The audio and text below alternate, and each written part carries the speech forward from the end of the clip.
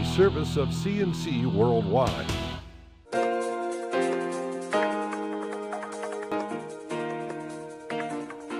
The Daily is a service of CNC and Jib Jab greetings. I'm Bud Lowell. Your full AccuWeather forecast is always on top here on your CNC local page.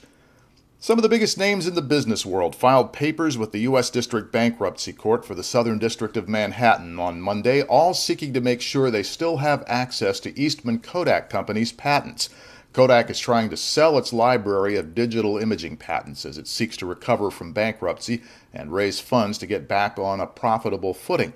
But Kodak has also made agreements over the past years licensing its technology and imaging patents to makers of everything from cell phones to game consoles. And more than half a dozen of those companies filed motions with the judge handling Kodak's case, asking that their licensing agreements be continued when the assets are sold.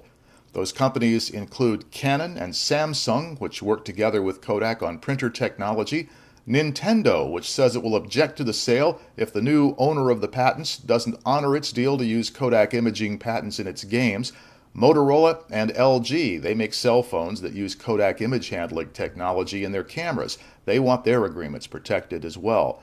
Another filing comes from Flashpoint, a company spun off from Apple Incorporated's digital camera business. Apple developed its digital cameras in the 1990s together with Kodak. Flashpoint says it was given the right to those patents by Apple, and it signed its own agreement with Kodak in 1997, and it wants to make sure that it's honored. 33 years ago, Matthew Clark was installed as the 8th Roman Catholic Bishop of Rochester. His 75th birthday is fast approaching on July 15th, when by church law he must submit his letter of retirement. When Bishop Clark submits his letter of resignation, that will trigger a lengthy process, which eventually ends with Pope Benedict naming his successor. That may take a year, and Bishop Clark will continue to lead the Diocese of Rochester during that time. The diocese has set up an exhibit at Sacred Heart Cathedral depicting Bishop Clark's 33-year tenure in Rochester. The bishop says his worst experience during that time has been dealing with sexual abuse of young people by members of the clergy. Among the most rewarding, he names his efforts to bring gay and lesbian Catholics back into the church.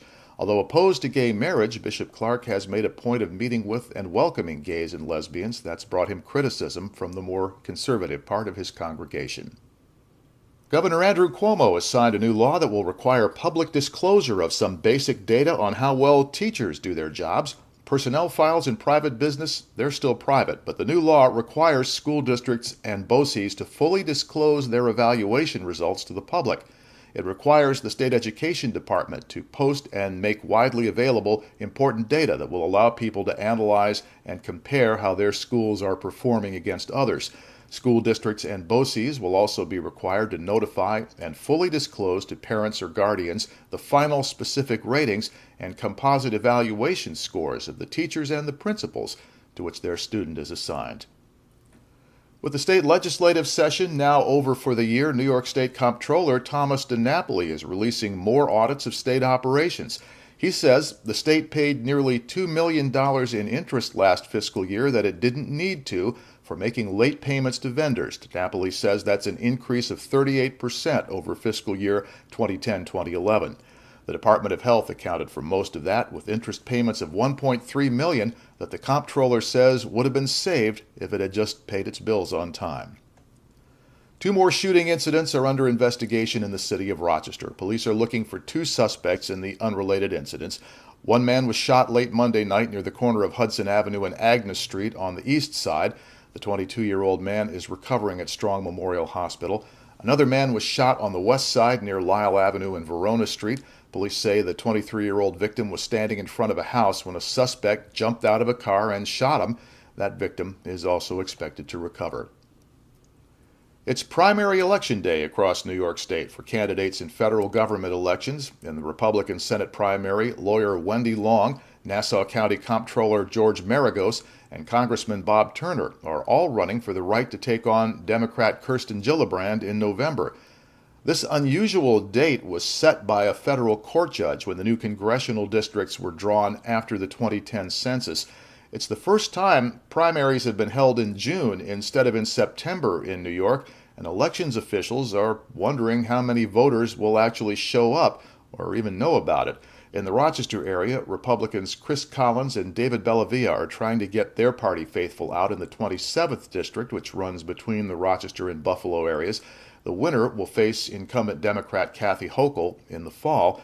And over to the east, 3 Democrats are going head-to-head in the newly formed 23rd district. Attorney Melissa Dobson, Attorney Leslie Danks Burke, and Tompkins County legislator Nate Shinagawa all want to be the one who goes against Republican Tom Reed in November. On this page, you can find links to these and other stories. At the bottom, links to post your own news updates, sports, and salutes. Next news as it happens, updates when necessary. I'm Bud Lowell, CNC News.